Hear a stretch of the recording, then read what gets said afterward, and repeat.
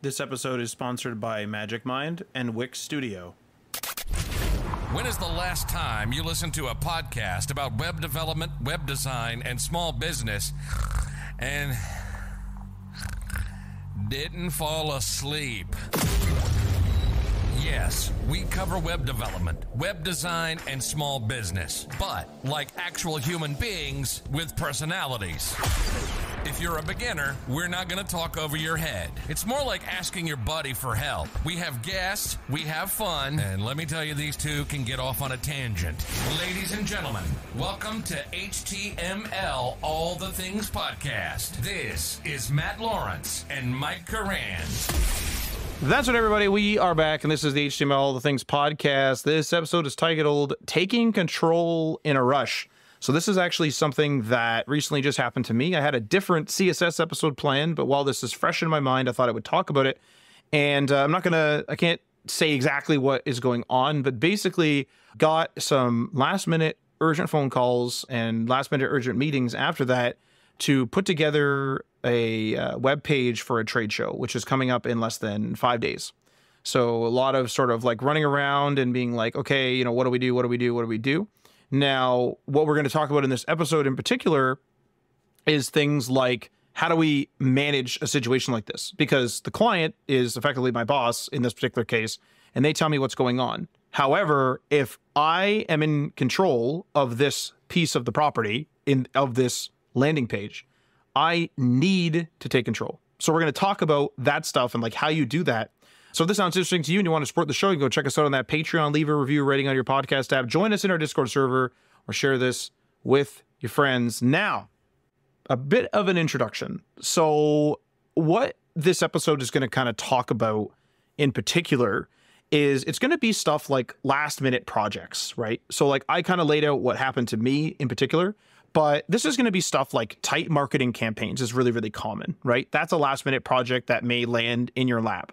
Someone calls you and goes, you know, we're going to do a quick Christmas sale. We're going to do a Black Friday sale. We're going to do a enter holiday, enter event, enter whatever sale here. We need to have a quick landing page because we want to see how this billboard ad, which seems unrelated, but how this billboard ad converts. Maybe the billboard has a QR code. They want people to land from the QR code, and they don't want to trace them from the QR code. They want to trace that pages, like the page views on that page.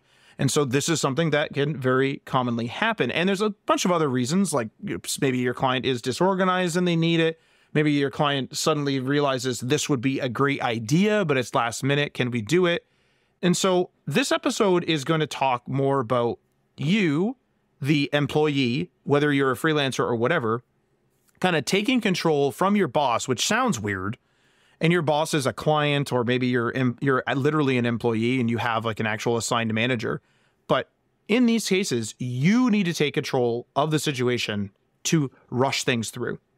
Now, we did another episode about doing things quickly recently, and this episode does differ from it if we haven't already, known, if it's not already clear, I guess I should say, because in that episode, it was called Build Fast and Break Things. We were talking more about building fast using kind of different tech stuff.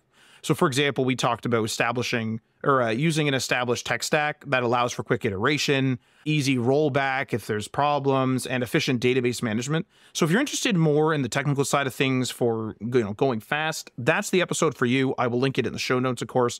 But this one, again, is more of a sort of social thing. So I have this broken down into several sections. The first one, I'm going to read out the titles because I think they're pretty good and I SEO'd them and I want to say them because I put the work into it. So the first one here is taking control of the situation. And so taking control of the situation is very, very important. You need to sort of portray project leadership, and you also need to portray and execute effective decision-making. So we'll touch on that first one, project leadership. What does that mean? Well, you may not be the boss here, right? That's what we're talking about. You're not the boss here, but you need to come out and say, okay, we are in a time crunch. And I don't mean a time crunch of, a year or whatever. Usually these things that I'm talking about in particular are things that are like, we got 3 days, 4 days, 5 days, maybe 7 days, couple weeks, something like that. Something where the goal is right in sight. Whereas if it's like really strong out, like kind of like a year plus, usually the goal is so far out that you don't, or maybe won't have the authority to sort of take charge, right? The reason why that is because if it's only like a couple weeks, couple days, it's usually pretty well at an emergency state. And so you go, okay, we need to lock this down, right? I need to take control of this situation in order to get this done. So you got to really emphasize to your employer or to your boss, and you need to say, okay, in order to get this done, this is what we need to do. We have to outline the project scope very quickly right now, and we need to start making decisions that come from me. I'm the one building this. In my case, I'm a solo developer in my particular story. So I'm the one building this, and if I needed this for my business, this is how I would do it. And so I will lay that out to the client and say, I will be able to deliver this as long as I'm in control of this. I need to be the one that does all the decision making. I need to be the one that's always in contact. And if there's communications about this, they have to go through me as well, or I need to be CC'd on them. That has to be the case, because we can't have, let's say it's a 3-person thing, like a designer, a boss, and then me. We can't have the designer and the boss talking about something that would be amazing and then them coming to me when there's only 24 hours left in this emergency and changing all the fonts. That is such an amazing waste of time when you're in an emergency situation. That can't happen. So if they're talking about it and I'm quote unquote eavesdropping in, right? I'm CC'd on all these things. I come in and be like, changing fonts needs to happen by Wednesday, right? You guys can't make a decision by Wednesday. I'm making the decision. This is an emergency. This isn't a standard project. And so you need to take that leadership, like I said, but this leads into the second point, which is you need to make effective decision making. It's gonna be weird, right? You're like, maybe your client might be taken aback by this or whatever. But again, when you're in that emergency stage, not just the rush, right? When you're in that actual emergency stage, it becomes, we need this. In my case, it's needed for a trade show. They need this tool. They need their QR codes, their links, their marketing materials to land somewhere. Where do they want it to land? They want it to land on this page. And they're going to a trade show that's costing them lots of money. There's several team members flying out, going to this trade show, showing things off. So they need people to go onto this. And so this is where you can sort of pull some leverage to give yourself that leadership, to say to your client, if you need this, and you do, I need this leadership. I need this decision-making power on this. So this is something that I think I usually excel at. I'm saying it in quotes because I hate giving myself any compliments, but I feel like this is a skill that I kind of have, where when shit hits the fan, when you have a tight deadline and it looks like you're not going to make it, I do a fairly good job of going in there, stripping the stuff that you can't do in that deadline, adding the stuff that you can do, setting exactly what Matt said, like creating the clear goals to actually make a project happen.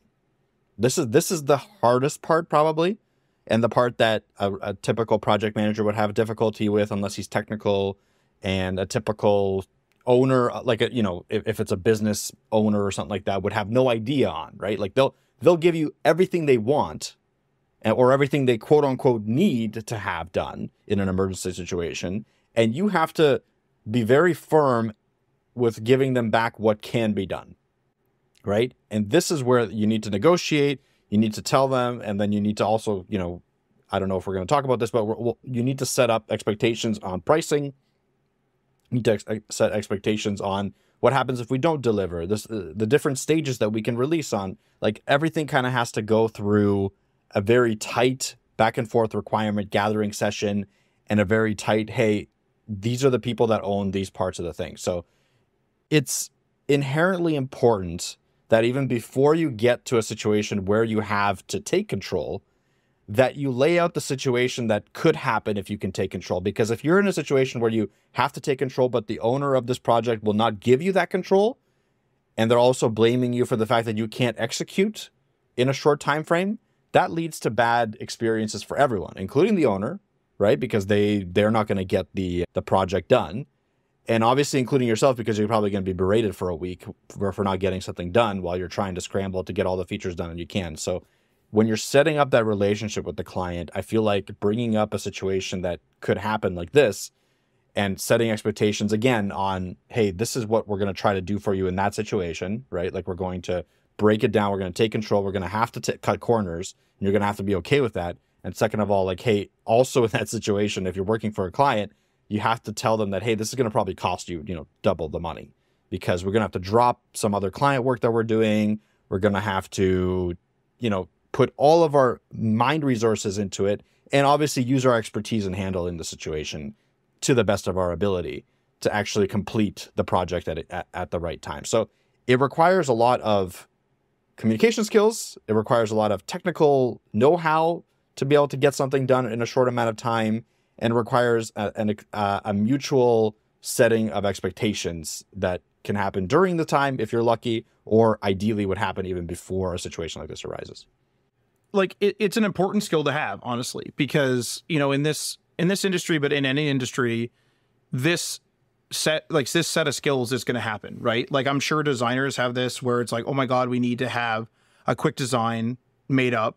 Oh, we need to have this made up, that made up. Oh, we need to have the grass cut really quick, right? Like it's even stuff like that where it's like, we need to have this because we're having a big party, whatever. And so it's like having the skills to say to everybody, okay, like, you, the boss, like Mike's saying, you, the boss, do not know what's it going to take to build the website, cut the grass. You do not understand all that. And so I need to take control of this situation because we do not have time for the bureaucracy, for the chatting, for the in-between, right? Like it just doesn't make any sense. It doesn't make any sense at all. Like I need full control over this in order to get this to you. So you have to like almost surrender that power in order for this to work out. And honestly, what this actually is, just to add a small little point, is some clients will be taken aback by this. Some people may resist it. Some people may refuse it. And then usually the emergency situation ends up missing the deadline. However, many clients in an emergency will actually thank you for this, which is weird to think about. But I actually had a situation one time way back in high school, actually, where one of our ISUs, which is an independent study unit, was to find a client and make them like a video project. It was a media class. And I was like, all right. And so I was working for one of the other teachers. She had to do something for the government to like show off these quizzes. I'm not going to get into the whole thing, but I was like, okay. So I went and I did it and found all the parameters, did the thing. And I did it each and every week. And every week we normally did a check-in. But in this particular week, this teacher was gone. So I was like, okay, well, this person's gone. According to the sheet, there still needs to be one of these quizzes rolled out tomorrow. So I'll just go do that. So did the same process, took control of it, did this and that. The other thing, went to the office, got all this stuff because it had to be on the announcements and whatever. Did it all, right? Did all the pieces. I show up early that day, like I was planning to actually, fire this thing off. And this teacher is there in the office, and she's, totally going crazy because she's super worried because like we haven't checked in. We didn't have any at the time. It was like high school and there was not many cell phones riffing around. So it's like, we're not going to be texting each other. Like, I don't even know if that's really appropriate even, even though it's a client ISU thing. And so it's like the only time we talk to each other is in school. And so she's like very irate and like kind of worried because it's like, oh my God, what are we going to do? And I'm like, well, it's done. Like, what do you mean?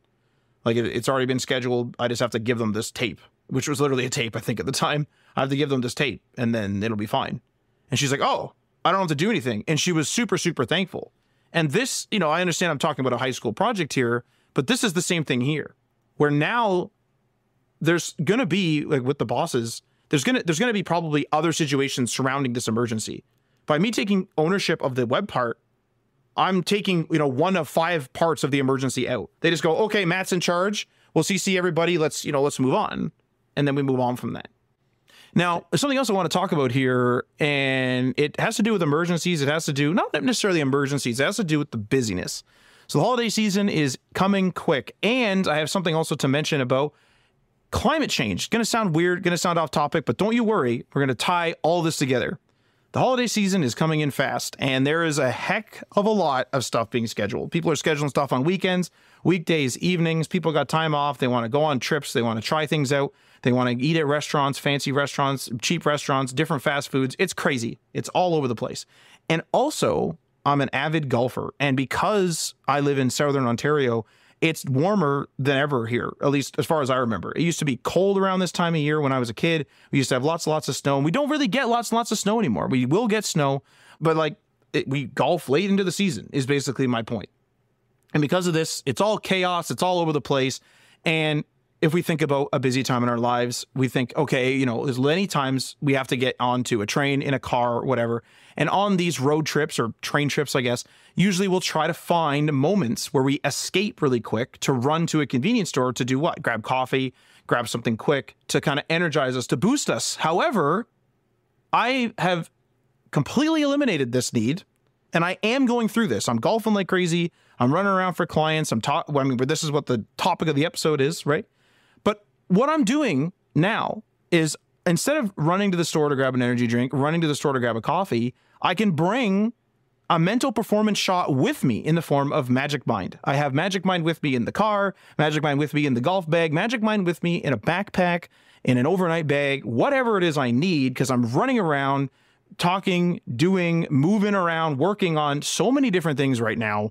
I don't have time to make that pit stop at the convenience store. And honestly, I'm getting the health benefits of not having a whole bunch of sugar, a whole bunch of caffeine. I'm not jittery. I'm taking my Magic Mind, I'm tossing it back, and then I'm energized now. I'm ready to go. But I'm not just energized. I'm not jittery. That's the important thing. I'm not stressed out. I'm not, oh my God, like, what are we going to do? What are we going to do? I don't have any of that. It's just take that and let's keep going, right? It's sort of like, for me, it's sort of like as if someone is just gently behind me. A clone of myself is just like, all right, keep on going, keep on going. A nice, gentle push rather than a push like, okay, we got to go, come on. And there's that panic. Because as we know, with holiday season stuff, and I guess with golfing, not really, but I guess with that, there's moments of panic. There's lots going on. You have to keep moving forward. And so the situation themselves might call for panic. And your energy shouldn't also cause you panic. Your energy supplement, let's say, shouldn't cause you panic. And so if you want to get, pushed along nicely through this holiday season, through the busyness, through the golfing, if you're doing that, I recommend that you try out Magic Mind, just like myself. And you can do so and get up to 20% off by using our code HTMLPod20, all capitals, no spaces, no nonsense. And also, make sure you use that code, HTMLPod20, at the link magicmind.com/HTMLPod20. Once again, that's magicmind.com/HTMLPod20. The code is in all caps, no spaces, no nonsense. That will be in the show description as well as in the show notes. Go and check it out. So let's move on to the next part here, which is ensuring quick support. So this is something where the bureaucracy of management can come crashing down and completely destroy your plans to have this emergency situation contained, controlled, and just dealt with in an appropriate manner. And that is, people are going to be talking, right? You got to talk to people. You got to have communications. You got to have collaborations. And even in an emergency, you have to do these things, but they have to be quick. And so, for example, in my particular case, I'll need to deal with designers. I'll need to deal with UX designers. I'll need to deal with graphic designers, but I can't deal with them in a normal sense. So in a normal sense, I might go in and be like, oh, they gave me a red background and a red image, and they're different reds, but that doesn't look very good on the site. Okay, let me go talk to them. Let me see, do we add a box shadow to this? Do we change the red? Do we change the background? What do we do?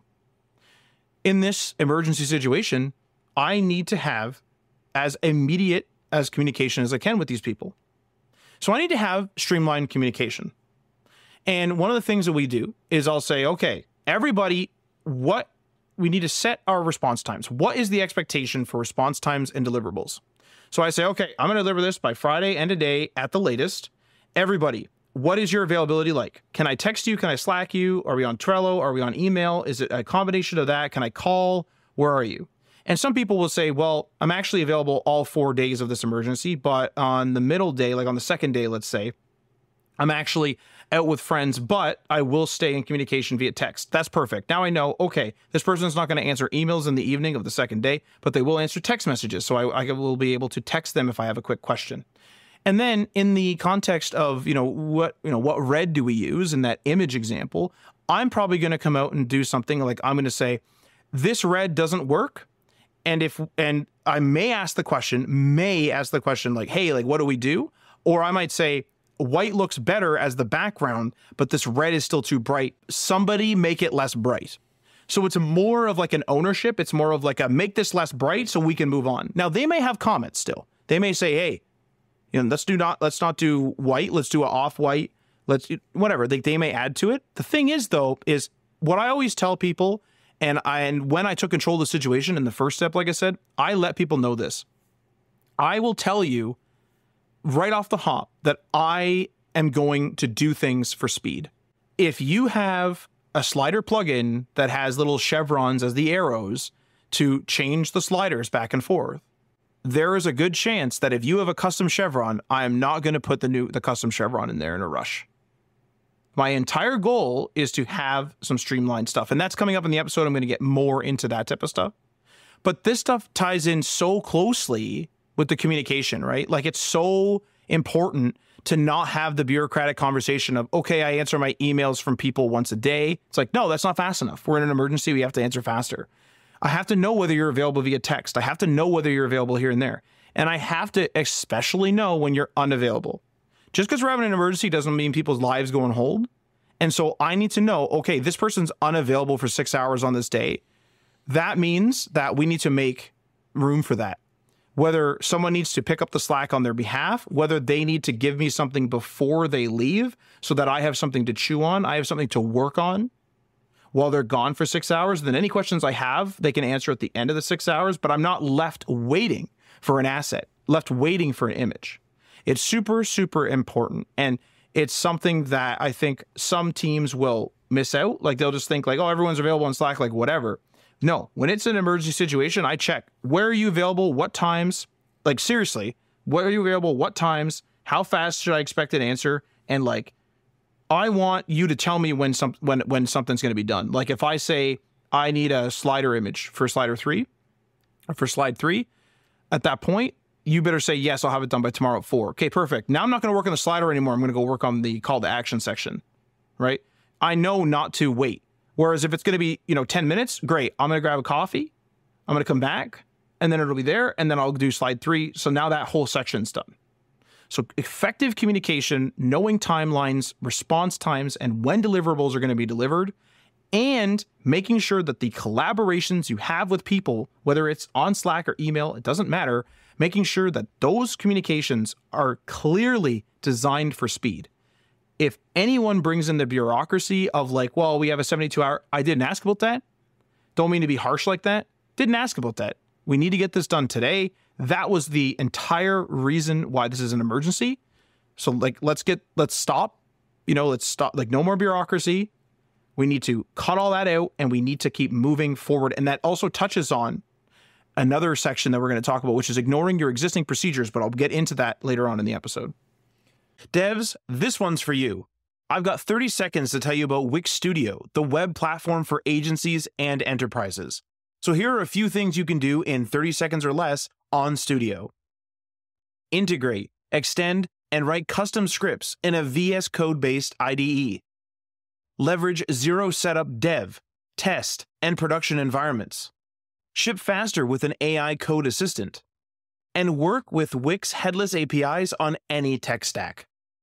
Time's up, but the list keeps going. Step into Wix Studio and see for yourself. Link in the show description and in the show notes. This is where the bottleneck happens 99% of the time for solving issues in general. It's really, really important to establish these lines of communication for these emergency situations and hold people accountable, if you know what I mean. So this is the problem that happens a lot, is that like people will say, yeah, no problem, I'll get back to you within 10 minutes, etc., etc. And then 3 hours later, you're still waiting on them to respond. And then they come back like, oh, sorry, I was taking a long shit or something like that. Like infinite excuses. That's fine. Okay. But the problem is that you need to set not only expectations, you need to set consequences of those actions and be like, hey, if you don't get back to me, then I can't do the slider and it's just going to go.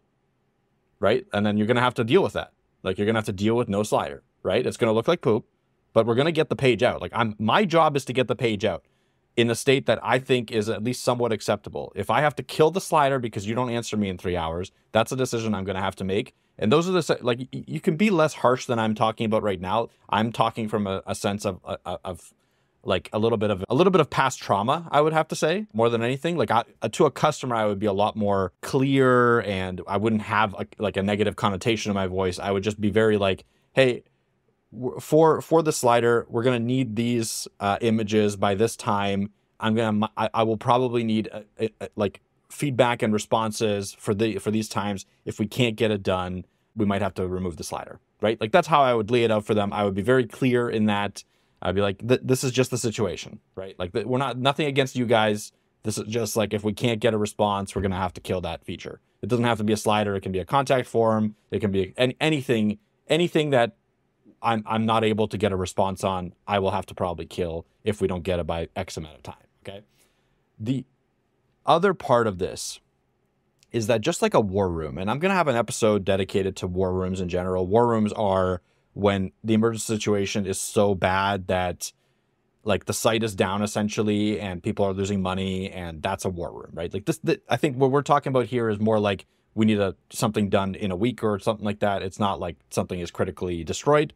But in a similar way, in a war room landscape, the communication is almost one way, where the people solving the issue are the ones that are communicating. Everyone else is sitting back, being on immediate readiness to support, but not saying a freaking word.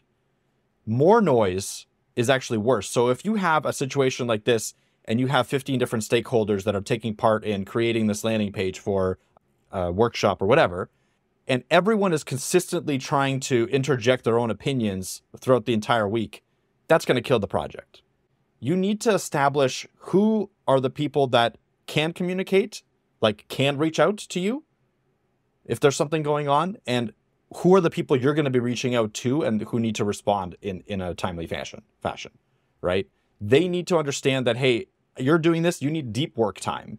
You need to not be disturbed while you're focusing with a bunch of random communications. You need to make sure that they understand that part of it as well. Otherwise, it can also end in a really bad way. The communication channels have to be almost one way in this situation. You have to control the flow of the communication, and you have to make sure that they are not arguing with each other. They're not arguing with you about stuff. They are just ready for support if needed.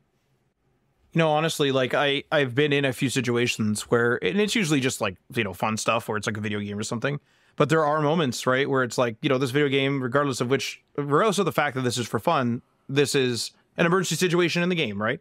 And you need to take control. And it's like, okay, everybody shut up, you know, you here, you over there, bring the tanks over here, whatever, you know, whatever it is. But it applies here, like 100%, like what you're saying, Mike. It's like no one can be arguing over who's making the prettiest tank. It's like, shut up, we need 3 tanks here. You know, we're in an emergency situation. If we don't have 3 tanks there, we're going to lose, we're going to get overrun, whatever. It really matters. Like, it really matters. Like, I want to say monopolizing the conversation, but just really controlling the conversation. You know, having those established communication methods like I already mentioned, but then also controlling it is really, really important, because the people will fall back into old habits, right? Humans are creatures of habit. And if it's a bureaucratic procedure internally most of the time where people are talking about what color red goes with something for 3 weeks, I mean, they'll start that conversation up, right? Hey, you know, should it be a deeper red? Should it be a purple? You know, it's a good question. Like, I don't know. What do you think? And it just becomes this like stupid, like, hey, we don't got time for that. Like, no customer in the world is going to be like, it should have, you know, instead of doing like white and red, they should have did, you know, red and red. You know, no one's going to do that, right? Like, the whole goal here is to get through this situation. And in our cases with websites, it's usually so that you want to make sure that the customer is not raising an eyebrow and going, oh, this looks kind of rushed, right? Or, oh, why did they do it this way? If we want to make changes about the color red next week, we could do that. And that's also something else I want to quickly mention, is that we can absolutely have a bit of a wish list for this emergency. Let's put that in another chat or in an Excel sheet or something like that on the side. Get it out of here, right? Put it in a ticket, maybe, whatever you want. Put that like, get it out of here. Like, it's not pertinent. And that's part of that situation that Mike was talking about too, where it's like, everybody shut up, let's go.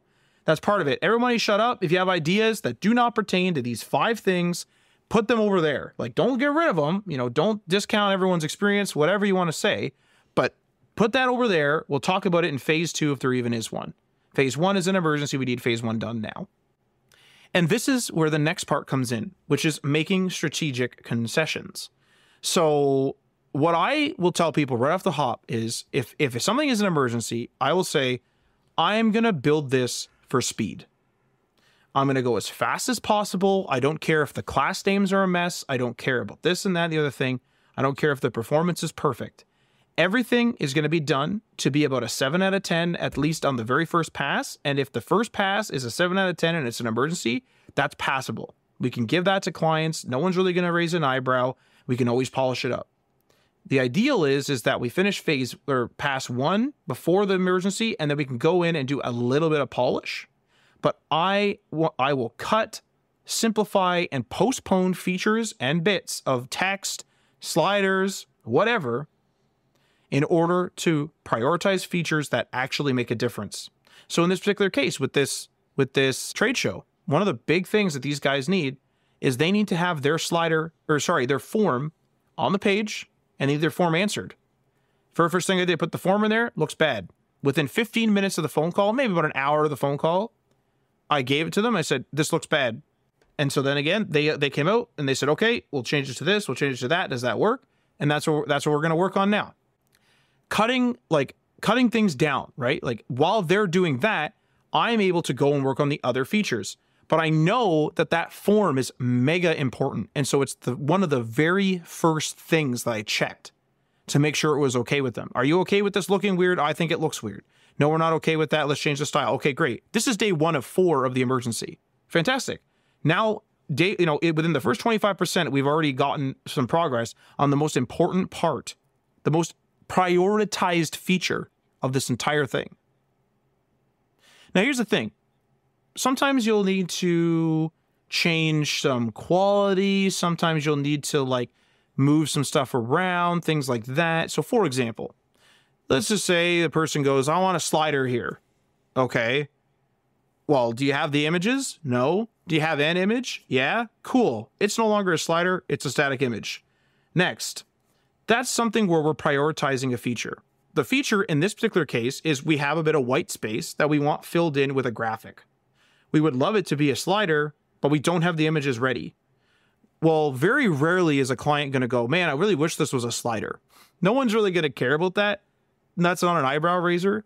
We're prioritizing feature and we're choosing quality versus speed. Not only is putting a static image faster, it's buying us time to deal with other things that will inevitably come up in the emergency. But it's also still of good quality. It's not all the images that we wanted, but it's one nice image and we're able to move on from it. And here's another thing also that I want to say about making strategic concessions. Some people, they're using these different productivity systems, Agile or Scrum or whatever, like all this crap. You got to ignore some of it, if not all of it. Your company will likely have a procedure, right? Let's just say, for example, it's Agile or whatever, but at the end of the day, if you were to summarize it, you wireframe, then you prototype, then you do development, then you do QA round 1, then you have a QA development response where the developers come in and fix things, change things, talk about limitations that were mentioned in QA round 1, then QA round 2 happens, etc., right? This is the general procedure to get a page shipped. Well, we're in an emergency stage. We ain't doing all this. No prototype, maybe a wireframe, maybe no wireframe, just a prototype. Maybe just a static image like a PDF that tells me generally what you want it to look like, and I'll match it to the styles of the current. Are we doing pixel perfect on this? We certainly are not. We are not doing pixel perfect. We are doing our style, not pixel perfect, to make sure this goes out, because no client is going page to page going, oh my God, all their buttons have a padding of 5 and this one has a padding of 7. No one cares about that. We are ignoring our initial procedures, our existing procedures. We don't care about those. Now, some of them may come in handy, and so we don't need to, toss it out necessarily right away, but it's important that we don't try to fit an emergency into a procedure that is not supposed to be managing an emergency 24/7. Like, your procedures are meant for business as usual. That's why they're procedures, because it keeps things running smoothly on the daily. This isn't on the daily. This isn't normal. We got to move. And I'm not going to be sitting there filling out Jira things and doing story points and crap. Like, get out of the way. This page needs to go out.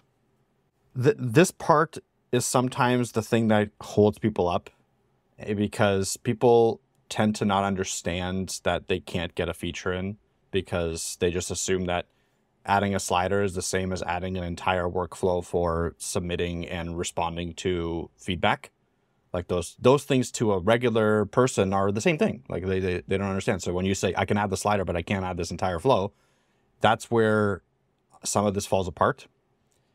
And the biggest problems I've had with this in the past are that we agree on a set of restrictions, a set of quality versus speed, trade-offs. We agree on where this is going, and then we get to the end after the agreement, and they're like, well, where's my entire feedback system? I thought that was there. And I was like, well, I put a contact form there.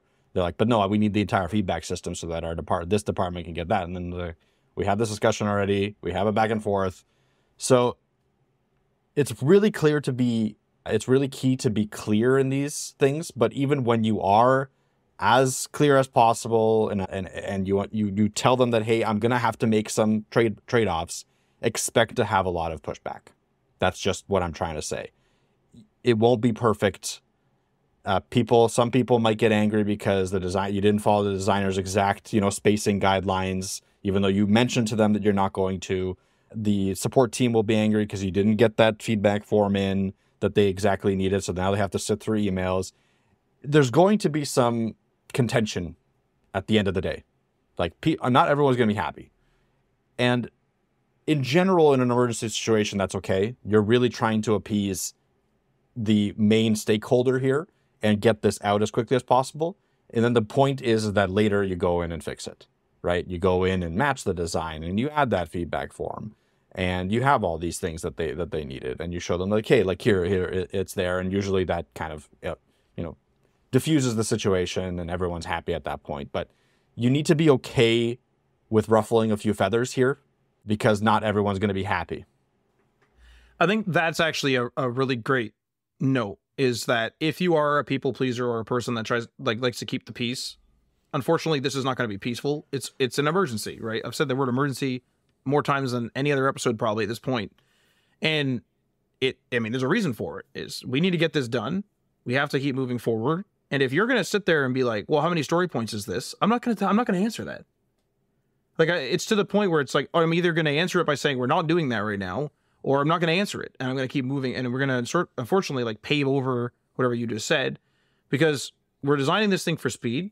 We need a good ratio of quality versus speed. I've already mentioned the 7 out of 10, and we need that, and we've set up, hopefully at this point, everyone's availability and what we're going to be talking on and all this, that, and the other thing. And like, I'm not spending the minutes we have as they tick down on things that don't matter. And that is going to offend some people. Like, that is going to piss somebody off. But sometimes you have to look at the ratio even there of how angry is this person going to be if this doesn't go out on time? How angry? Or how affected? If there's sales on the line here, is somebody's quarter going to be ruined? Is someone's project going to be ruined? Like, we live in an interconnected world, and projects are interconnected as well. Like, if I don't ship this, is one of the salespeople going to have to be let go? Or one of the salespeople going to have their entire, sales thing ruined? Is their commission going to be completely, torn apart? Are we going to miss something and a competitor is going to come out with it first? Like, what's going to happen, right? There's a lot of implications, and you have to look at the anger that's potentially behind those. Is what's worth it? Can I tell this person to buzz off? Or how mad are they going to be? Well, if it was the day of and we're supposed to be shipping and they're messing around, like, think about it in that context where it's like, that's the end of the emergency, where you're like, you're still kind of trying to gather yourself. You're trying to take a breather. And you're like, holy cripe, like, this is a disaster. And then someone comes out and starts saying, story points, what's going on here? Like, should we have a stand up? It's like, shut up. So you have to kind of consider the situation of, like, the ratio of quality, speed, anger. There's a lot of things involved here of offense. Like, how much are you going to offend people? And when I say this, I don't mean to, go after somebody. Like, still keep this within, like, an HR acceptable level. but you may have to be very blunt and say, we're not doing that right now. Stop. And that's a clear way of portraying a point that isn't calling somebody, stupid or an idiot or, swearing at them. That's a very like HR friendly way of being like, we're not doing that. Stop now before we get derailed. Right.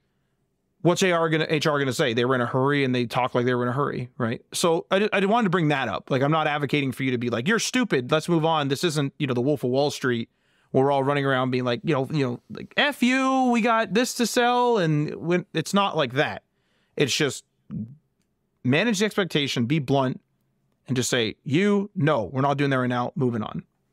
And I have another section here, but I mostly covered it, so I don't really think I'm going to reiterate too much, which is setting clear communication parameters. I'll just very briefly touch on it.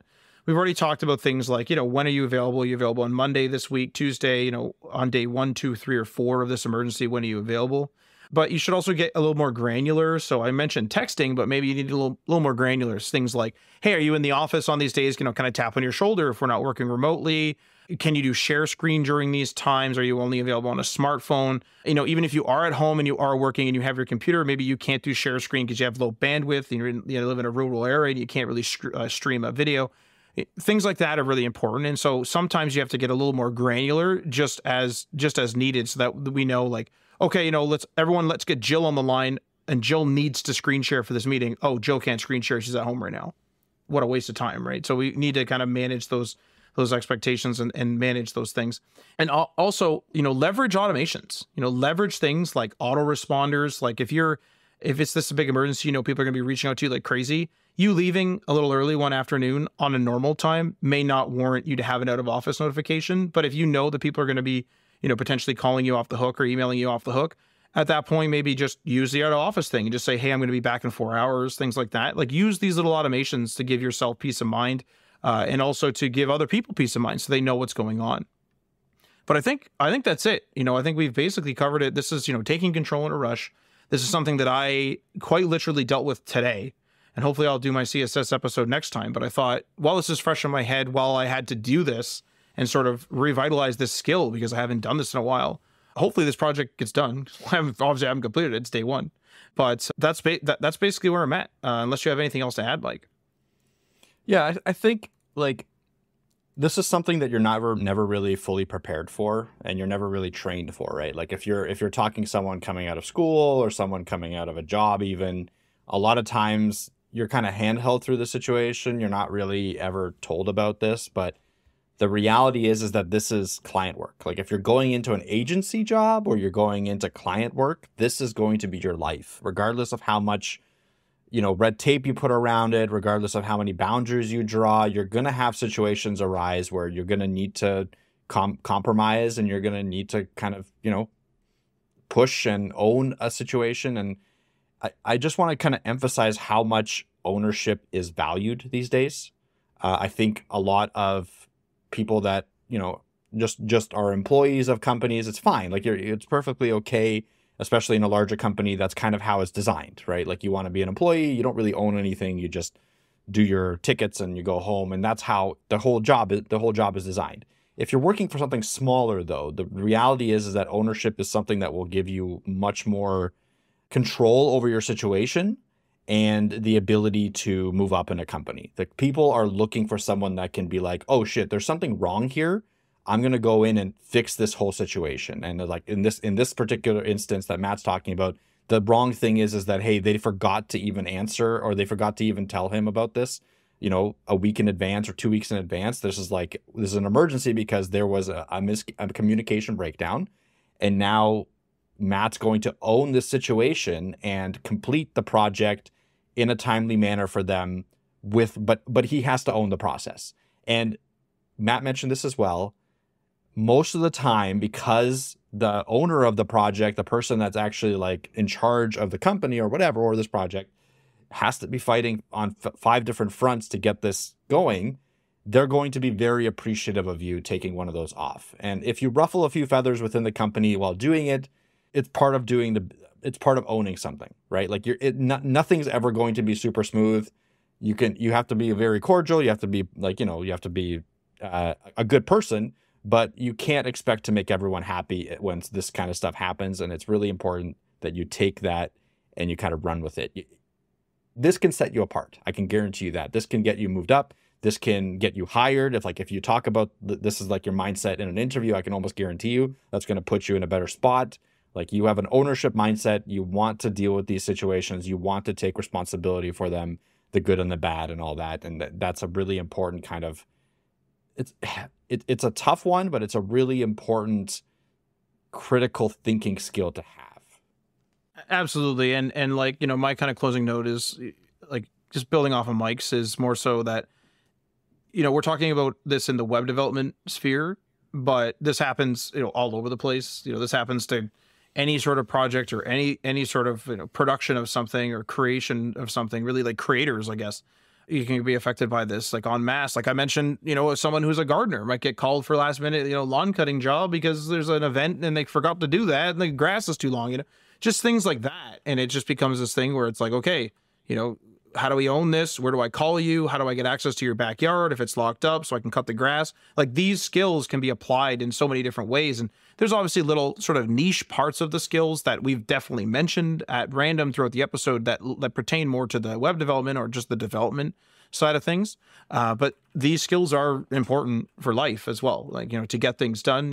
How many times have you been late getting your shopping list done at Christmas because someone was screwing around and not answering or doing whatever? Someone takes charge and goes, put this on your wish list and I'm buying it on Thursday. If it's not there on Thursday, we're not getting it. It's like, oh, Jesus, I better put that on my wish list then. That person taking charge could save your Christmas or something, right? Like, it's like just things like this that are in varying degrees of severity are important to have. Like having skills to deal with these type of situations is just important in life. And I'm glad I have them. Mike has them too. And, you should work on them if you don't. And that's basically it. That's my closing note. So if you want to support episodes like this, remember that we are on Patreon. That is patreon.com/HTML, all the things. Check out the tiers and give that a go. Many thanks to our $3 tier patrons: Tim from the Web Hacker on thewebhacker.com, Jason from Geek Life Radio via geekliferadio.com, Garrett Segal, Level Up Financial Planning via www.levelupfinancialplanning.com, and Magnus from YesWeb via yesweb.se. And we'd like to give a shout out to Michael LaRocca, a contributing author on htmlallthethings.com. Michael is the author of Self-Taught, the X Generation blog at selftaughttxg.com. Feel free to leave a comment or review in the platform that you are listening to this on, and this outro will sign us off. You've been listening to HTML All the Things podcast. Web development, web design, and small business. We hope you've gotten some useful and practical information from this show. And we hope you appreciate that we talk to you like human beings. And we hope you had some fun. We'll be back soon. But in the meantime, hit us up on social media on Facebook, Instagram, and Patreon at HTML All the Things. And on Twitter at HTML Everything. Until next time, this is HTML All the Things, signing off.